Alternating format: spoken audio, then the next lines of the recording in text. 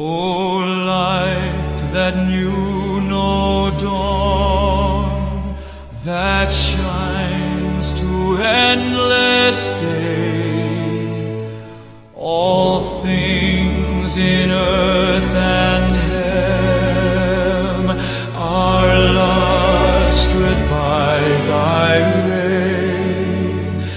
No eye can to thy throne ascend, nor mind thy brightness comprehend. Thy grace is all the gift, that I may serve in fear.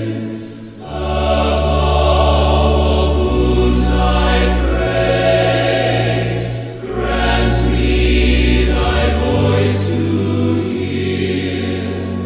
From sin thy child in mercy free, and let me dwell in light with thee.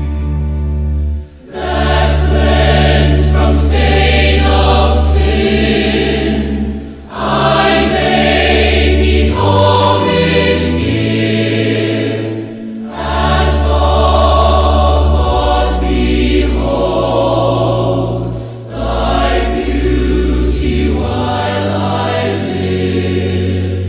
Clean hands in holy worship raise, and thee, O Christ my Savior, praise. In supplication meek, to thee I bend the knee.